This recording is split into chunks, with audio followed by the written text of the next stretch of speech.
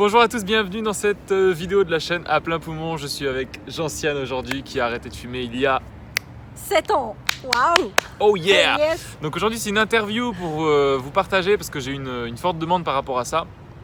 Ben voilà, les expériences de personnes qui ont réussi à se libérer de l'addiction au tabac depuis dans l'idéal plus de 6 mois, donc là ça fait 7 ans, donc c'est largement dépassé. Donc c'est super, donc c'est pour mieux comprendre en fait comment Gentiane a fait pour réussir. Je vais lui poser tout un tas de questions et le but c'est de vous inspirer, c'est de vous motiver. Donc salut Gentiane. Salut. Tu vas bien? Oui, ça va, super, Ok, salut nickel. à tous. Donc merci d'accepter cette interview pour la communauté plaisir. à plein poumon, c'est super. Alors du coup, on va commencer tout de suite. Tu as quel âge Gentiane? 39 ans, 39 ans, super. Et donc du coup tu as arrêté de fumer il y a 7 ans. c'est ça. Bon, je connais un peu ton histoire. En fait, tu as eu 2 arrêts du tabac en véritable. Oui, ouais. Voilà, le premier arrêt, le véritable premier arrêt, c'était il y a combien de temps? J'avais 21 ans. Tu avais 21 ans, donc Ouais. il y a 18 ans. Bref, tu Je te laisse faire le calcul. as arrêté de fumer pendant combien de temps? 8 ans. 8 ans. J'ai repris à 29 en fait. Tu as repris à Et j'ai 29 réarrêté à 32. et tu as arrêté à 32. D'accord. Bon, c'est intéressant du coup, parce qu'il y a des personnes qui ont peur des rechutes, Oui. donc on va en parler. Ouais. Donc, dis-nous-en un petit peu plus sur ta consommation. T'as commencé à quel âge? Tu fumais combien de cigarettes par jour? Ok. Moi j'ai commencé à l'âge de 11 ans. J'ai commencé super tôt le tabac en fait. La première cigarette, voilà, c'est mon frère qui me l'a proposée. On était dans une balade dans les montagnes, là où on habitait, et avec les copains, et ils m'ont proposé d'essayer. Et du coup j'ai fait ma première latte de cigarette, et là ça a été une sensation juste incroyable pour moi. Je me suis même allongée, je me souviens, je voyais les arbres qui tournaient, j'avais un peu le tournis, il y avait une sensation qui était très très forte. Et j'avais 11 ans en fait. Et, Très forte et agréable. Et très agréable, oui. Ouais. Ce qui est rare C'est vrai? pour une première cigarette. C'est possible. Alors moi, en tout cas, j'ai vraiment aimé cette première sensation et j'avais qu'une seule envie, c'était de la retrouver en fait. Et très rapidement, en fait, j'ai annoncé ça à mon papa, qui m'a autorisé à fumer devant lui. Donc en fait, je suis très vite passée à 10, 12, 15 cigarettes par jour. D'accord. Très très rapidement. Parce que j'avais pas besoin de me cacher en fait. Quand j'étais chez ma mère, oui, mais je me cachais, donc j'en fumais beaucoup moins au début. Mais après, adulte, voilà, j'en fumais beaucoup jusqu'à 15. Ouais. D'accord, super. Et qu'est-ce qui s'est passé? Qu'est-ce qui a fait que tu as eu envie d'arrêter de fumer un jour? Alors moi, ma motivation la plus forte, c'était qu'à un moment donné, j'ai lu un article qui expliquait qu'il fallait à peu près 5 ans pour éliminer la nicotine qu'il y avait dans le corps une fois qu'on avait arrêté de fumer. Et moi, j'avais très envie d'avoir des enfants dans ma vie et d'accueillir des enfants dans un corps sain, en bonne santé. Et du coup, ça a été une motivation très très forte pour moi de penser à arrêter. Donc je m'étais dit à 20 ans, j'arrête. Et c'était ce que je m'étais fixé en fait, vers l'âge de 17-18 ans à peu près. D'accord. C'était ma motivation la plus forte, ouais. Donc ça a mûri un peu dans ton esprit jusqu'à ce que... Raconte-nous, tu as eu un déclic? J'ai pris la décision, je me suis dit, waouh, j'approche des 20 ans, ok, donc du coup, qu'est-ce que je mets en place? Parce que moi, par contre, c'était impossible d'arrêter de moi-même. J'avais absolument pas la motivation suffisante et le courage, et je sais pas, j'étais pas dans ce genre de pratique, quoi. À faire cet effort-là, c'était pas possible pour moi. Très décourageant d'avance. Donc j'ai essayé de me faire aider et j'ai entendu parler de l'acupuncture en fait. Et du coup j'ai trouvé un acupuncteur chinois qui faisait de l'acupuncture chinoise et vraiment un gars typique. Et il m'a proposé 15 séances pour arrêter de fumer. Et donc j'ai fait 15 séances, je sais pas, j'y allais tous les 15 jours, toutes les 3 semaines, je sais plus trop. Et du coup ça a duré presque 1 an, le traitement. Et je continuais de fumer en fait, j'avais toujours envie. Donc régulièrement quand j'allais aux séances, je lui disais mais je comprends pas, je fume toujours. Il me disait ouais t'inquiète, c'est pas grave. Ok, fume si t'as envie, fume. Et donc il me disait fais confiance au traitement. Et au bout de la 15e séance, il m'a dit c'est bon, c'est fini. Mais j'étais toujours fumeuse et grosse fumeuse en plus, quoi. Je comprenais pas. Et j'étais un petit peu sceptique en fait du coup. J'y croyais pas trop, hein. J'avais essayé ça, mais du coup j'y croyais pas vraiment. Puis encore moins vu que je fumais encore à la fin du traitement. Ouais. Et en fait après je suis partie en voyage en Afrique et 1 mois après la fin du traitement, je me souviens d'un événement très précis. J'étais entourée de plusieurs enfants en Afrique, je jouais avec eux et j'étais en train de fumer ma cigarette et tout d'un coup j'avais amené mon stock de tabac avec moi et tout d'un coup j'ai senti, il y avait les enfants autour de moi donc c'était en lien avec ma motivation et tout d'un coup je me suis dit mais qu'est-ce qu'elle fout là cette cigarette? Elle avait rien à faire ici avec les enfants autour et tout. Pour moi c'était horrible, j'avais l'impression d'empoisonner les enfants autour de moi et mon corps en plus. Et là je me suis dit bon, je l'ai écrasée. Et ce qui est très curieux c'est que je sais pas, après j'ai continué ma vie en Afrique, ce que je faisais, je réalisais un documentaire. Et je sais pas, au bout d'un moment, ça faisait 5 jours, je réalisais que ça faisait 4, 5, 6 jours, je savais pas trop, que j'avais plus fumé, que j'avais oublié le tabac en fait. Du jour au lendemain, ça a été mais d'une facilité pour moi juste hallucinante. Et j'ai plus repris pendant 8 ans. Yes. Top, mais c'est magique. Alors il y a C'est des gens énorme. qui vont me dire ah ben voilà c'est contradictoire avec tout ce que tu dis José, tu nous dis qu'on a l'envie de fumer qui revient, tu nous dis que ça peut être dur parfois, etc. Je dis souvent que ça peut être difficile et que la plupart du temps, ben voilà au moment d'arrêter, les envies vont revenir, qu'elles soient psychologiques ou physiques. Maintenant, c'est une bonne nouvelle ton témoignage parce que ça nous montre qu'absolument tout est possible. Ce qui est sûr, c'est que toi, tu as eu d'abord la base, si je comprends bien, ça a été quand même une motivation sous-jacente par rapport au fait d'avoir des enfants et de fonder une famille. Ouais. Ça, c'est un truc qui te trottait dans l'esprit déjà et qui était très important pour toi. Ouais. Et ensuite, tu as eu l'acupuncture qui a eu une sorte d'effet à retardement chelou. Ouais. Et puis, un déclic. Mais ce déclic, tu as eu une prise de conscience en fait, c'est ça? Oui, ouais, De te dire, merde, mais ça me correspond pas en fait. c'est ça. C'est pas ma vie, c'est C'est pas ça, c'est pas moi. Ouais. Et là, ça a été un déclic qui t'a fait arrêter. Ok.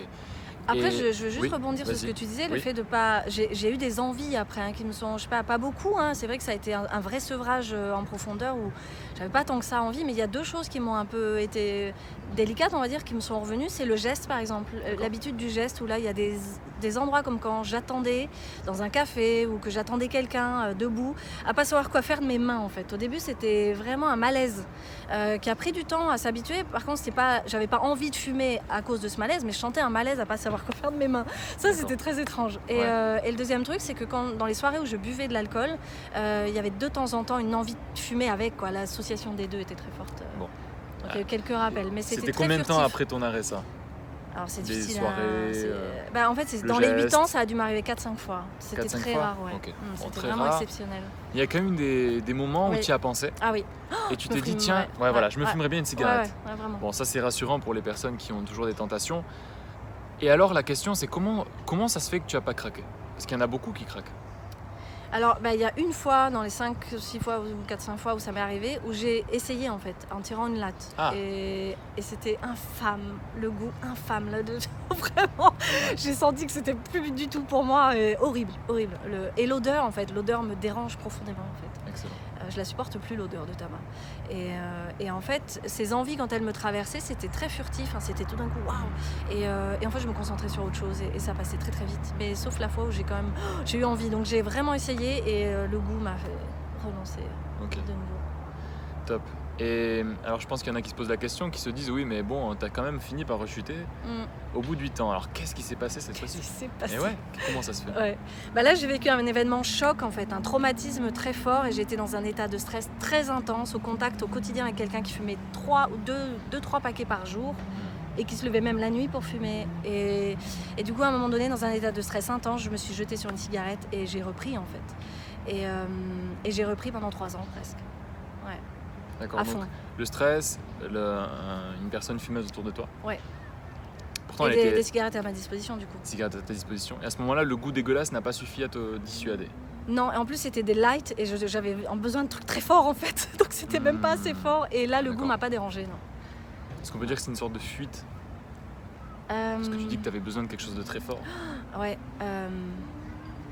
Ouais, besoin d'absorber quelque chose pour compenser un état intérieur et un appel à l'aide, un peu un besoin d'un truc qui vient compenser un état intérieur, comme quand on mange, quand on a une émotion forte, des fois, ça m'a fait un peu le même effet en fait. Super. J'ai oublié de te poser une question. Pendant les 8 ans avant de rechuter, Ouais. tu as eu quoi comme bénéfice? Waouh, c'est énorme les bénéfices en fait. J'ai retrouvé le goût, l'odorat, une liberté. Oh là là, c'est énorme, tout d'un coup on est libre, on n'a plus à chercher le tabac du coin, voilà, les soirées quand on n'a plus de tabac, tout ça, une libération quoi, vraiment, une liberté et puis plus de problème d'haleine à cause de ça c'était pas mal aussi. Et vraiment un plaisir en fait de retrouver une vie sociale sans cette association avec le tabac. Le tabac était très convivial aussi. Ouais. Et de le remplacer par d'autres choses, en fait, j'ai réalisé que mes relations aussi ont changé, ma façon d'être avec les autres s'est légèrement modifiée et améliorée en fait. S'améliorer. Oui. Parce qu'il y a des gens qui trouvent que ça se dégrade, du coup, qui n'ont plus ce lien social avec la cigarette. Ok. Toi, c'était l'inverse, en Ah fait. ouais, moi Ouais. j'ai trouvé qu'il y avait plus de disponibilité à l'autre D'accord. et plus de place en fait à combler, parce qu'il n'y avait plus la cigarette qui habite quelque chose en fait, qui comble un espace. Et là, du coup, je l'ai rempli par d'autres choses. Et Ok, top. l'économie aussi. L'économie, Ah, ouais. financière, bah ouais. De Ouais, plus avoir... Bon, moi, à l'époque où j'ai arrêté, c'était moins cher qu'aujourd'hui. En plus, ça Oui. augmente chaque année. Oui. Mais ouais, c'était notoire quand même. Hein. ouais. Tu sais C'est combien tu dépensais chaque mois à peu près? C'est difficile pour moi parce que les Ouais. souvenirs, quand j'ai arrêté, c'était... Non, je sais plus les prix. Je sais même plus. Ok, l'équivalent de 100 € peut-être par mois? Je- Tu sais pas? Vraiment, j'aurais du mal à dire. D'accord. Bon, du coup, tu as repris 3 ans, et au bout de ces 3 ans, voilà, ce qui m'intéresse maintenant, qu'est-ce qui fait que tu as réarrêté et que cette fois-ci, tu te sens vraiment libéré en fait? Alors vraiment, cette deuxième fois où je me suis remise à fumer, c'était en compensation d'une situation difficile. Et je savais que ce tabac, c'était pas moi en fait. Et j'avais tellement bien vécu ces 8 ans sans tabac que j'avais envie de retrouver cette vie-là, cette liberté-là. Et en fait, j'ai fait tout un travail émotionnel et tout ça pour atténuer ce niveau de stress dans lequel j'ai pu être et le choc traumatique et tout ça. Et du coup, à un moment donné, je me suis sentie prête et j'ai envie de retrouver cette libération. Et du coup, j'ai pris la décision assez rapidement de refaire avec l'acupuncture. Du coup, de nouveau. C'était complètement différent, c'était pas du tout la même méthode. Mais j'ai pris la décision de retrouver... C'était pas le même acupuncteur? Non. J'étais pas du tout dans la même Et région. est-ce que ça a été aussi facile? Est-ce que tu as eu un déclic pareil ou cette fois-ci ça a été différent? Là, il a fallu un peu plus de préparation mentale en fait, parce que j'avais très très peur d'être... j'avais l'impression d'être retombée dans la dépendance très très forte. Et j'étais encore dans une période un peu fragile dans ma vie. Et du coup, le tabac était quand même très... me paraissait indispensable en fait. Et difficile à enlever. Et du coup, j'avais peur de rechuter. Même si je croyais du coup en l'acupuncture, parce que ça avait fait ses preuves, il y avait quand même des craintes pour moi de pas y arriver et que ce soit dur physiquement en fait. Ok, pas y arriver. Est-ce que tu avais d'autres peurs? Ouais, je me demandais si c'était le bon moment. Excellent. Ouais, j'avais l'impression que c'était j'avais bon encore un peu besoin de ça. Je me sentais pas encore complètement bien dans ma peau. Et du coup, je sentais que c'était une petite compensation qui était quand même pas mal. Et comment tu as fait alors? Est-ce que l'acupuncture ça a été un peu pareil, miracle, tu te rendais pas compte que tu fumais plus? Ou est-ce que. Comment tu as fait? Là, du coup, j'ai recherché un autre acupuncteur. On m'a parlé d'un acupuncteur qui était très efficace. Donc, je suis allée le voir. Lui, c'était en une séance. Il m'a mis une quinzaine d'aiguilles dans le nez, une dizaine, quinzaine dans les oreilles aussi. Et là, j'ai pleuré de douleur tellement ça faisait mal. Et il me disait que c'était normal. Et il m'a laissé, je sais pas, une demi-heure, 3/4 d'heure avec ses aiguilles, comme ça. Et c'était hyper douloureux. Et là, il m'a dit, c'est une séance. Il m'a donné des granules homéopathiques à prendre à chaque fois que j'avais l'envie de refumer, dans les 3, 4, 5 jours qui suivaient. Et du coup, j'ai eu besoin d'en prendre. J'en ai pris 2 jours, je crois, des granules, où il y a eu des envies quand même qui m'habitaient, qui étaient là. Et il m'a dit, si vous rechutez une fois, vous revenez faire une séance. Et en fait, je crois que ce qui m'a calmée, c'est je voulais vraiment plus être fumeuse. Ça, c'était clair dans ma tête. C'était important ça. La deuxième chose, c'est que je voulais pas refaire une séance douloureuse. La douleur était telle, je voulais pas y revenir en fait. Et pour moi, ça a été très efficace. J'ai vraiment une hantise de la douleur et du coup, ça a bien marché pour moi. Et donc, pendant 2 jours, j'ai vraiment eu des envies de temps en temps. Les granules m'ont aidée, et ça n'a pas été très confortable. Mais au bout de 3 jours, le sevrage s'est de nouveau installé assez facilement en fait. D'accord. Donc le manque physique s'est éliminé assez facilement. Ouais. Intéressant. Et de nouveau avec l'alcool, de temps en temps, ça peut m'arriver. Alors maintenant, je bois plus d'alcool, donc j'ai plus cet effet-là. Mais que toi qui avais peur du manque physique, il s'est manifesté comment? Un vide, sensation de vide en fait, à la fois dans l'espace, donc dans mes mains, j'avais besoin de prendre quelque chose, puis dans la bouche et dans les poumons, là je sais pas, j'avais besoin d'absorber des choses. Donc du coup j'ai doublé presque mes quantités alimentaires. D'accord. Donc il y a eu cette forme de compensation. J'ai un peu de pris de poids, mais c'était très léger en fait. Bon, je suis quelqu'un qui prend pas facilement en fait. Qui peut manger beaucoup sans prendre beaucoup. C'est une chance, mais... D'accord. Top. Donc ta dernière cigarette, tu l'as fumée avant la séance d'acupuncture, c'est ça? Oui. Et tu t'es dit c'est la dernière? Oui. Ok. À ce moment-là, tu avais peur? Ah ouais, j'avais un stress énorme. Énorme, j'y croyais pas en plus, de nouveau. Ouais. Tu croyais pas, mais il fallait que tu le fasses quoi? Ouais. C'était plus Il y avait une conviction, conviction. profonde. Ouais. D'accord. Et à ce moment-là, tu pensais aussi à la famille que tu voulais construire? C'est quoi qui te... Je crois qu'il y a vraiment cette notion de liberté que j'ai goûtée en étant non-fumeur pendant 8 ans. Cette notion de liberté, d'économie et de plus avoir ce truc qui obsède en fait. C'est vraiment obsessionnel le tabac en fait. Et, cette addiction comme ça. Et je crois que c'était là, à ce moment-là, c'était plus ça qui me faisait envie. Bon, d'accord. Et comment tu te sens aujourd'hui alors? Ah bah super bien. En plus le tabac c'est vraiment quelque chose qui ne me traverse plus. J'ai plus envie. Je suis complètement sevrée. Je peux être entourée de fumeurs. Vraiment je me sens libre, légère, heureuse et fière de moi, quoi. Ok. Et cette expérience de rechute, est-ce qu'elle te fait peur de te dire peut-être un jour tu rechuteras à nouveau? Ou est-ce qu'elle te renforce? Ou est-ce que tu te sens aujourd'hui de te dire non, je suis vraiment non-fumeuse pour le reste de ma vie? Ou est-ce que tu as des doutes? Bah en fait, l'expérience m'a montré que moi j'étais convaincue d'être complètement sevrée et un événement qui arrive auquel on s'attend pas et qui m'a fait rechuter. Donc aujourd'hui en fait je fais confiance. C'est-à-dire je me dis bah ouais mais si à un moment donné je refume, bah ça a une raison.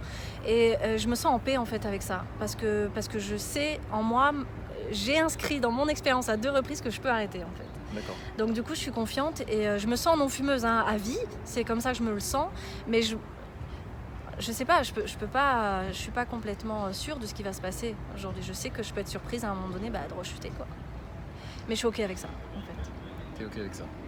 Et qu'est-ce qui fait que dans ta vie aujourd'hui que tu voudrais pas, enfin comment dire, qu'est-ce qui fait que pour l'instant, ça fait 7 ans que tu as arrêté, c'est ça? Oui.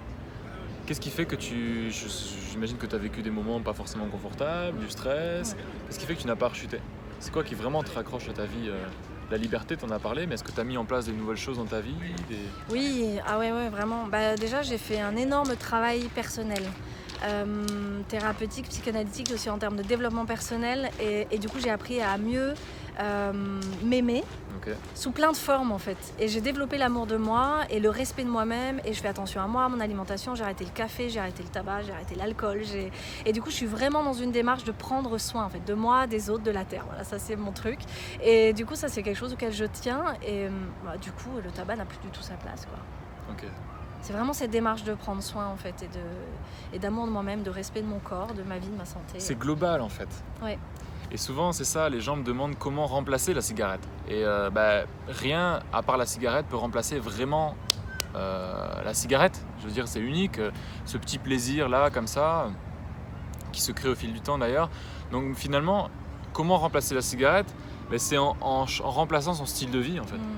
C'est ton style de vie qui change complètement. Ta façon d'être avec toi-même, comme tu dis, de plus s'aimer, de plus prendre soin de soi, et c'est global. Et moi, c'est pareil.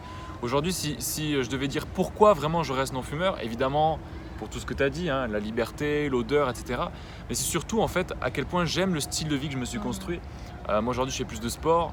Je fréquente peut-être moins de fumeurs aussi, c'est vrai. J'ai fait beaucoup de développement personnel, j'ai des projets qui me tiennent à cœur. J'ai cette chaîne YouTube, donc évidemment, ce serait totalement incohérent de refumer. Donc voilà comment moi j'ai remplacé la cigarette, comment toi tu l'as remplacée aussi. Et ok, c'est top.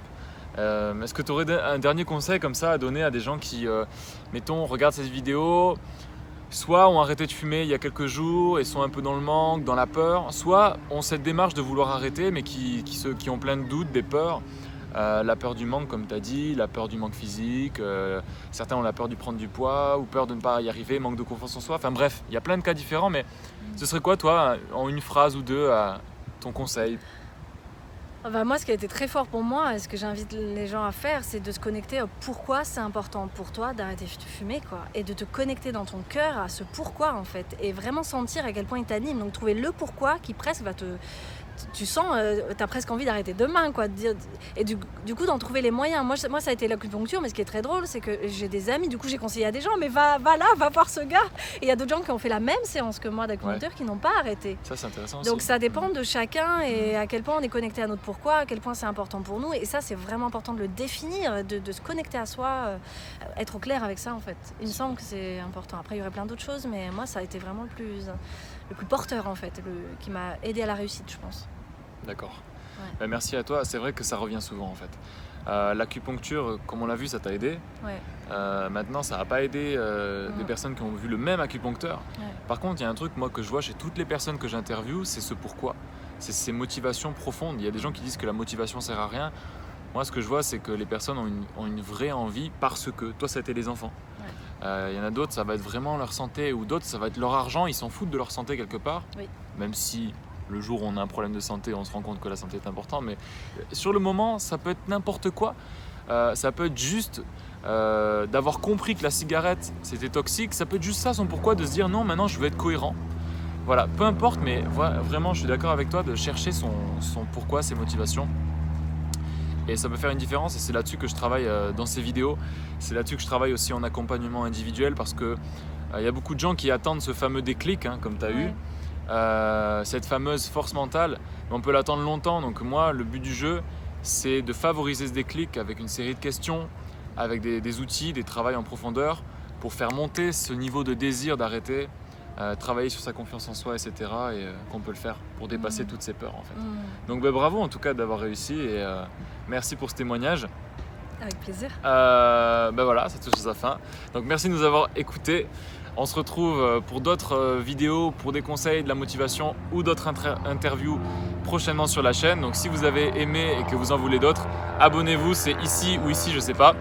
Ouais, sur le bouton rouge. Et d'ici là, je vous dis prenez soin de vous, prenez soin des gens qui sont importants pour vous et surtout, merci sincèrement de vous dépasser pour réaliser tout ce qui est important pour vous. Je vous dis ciao. Ciao. Ciao, ciao.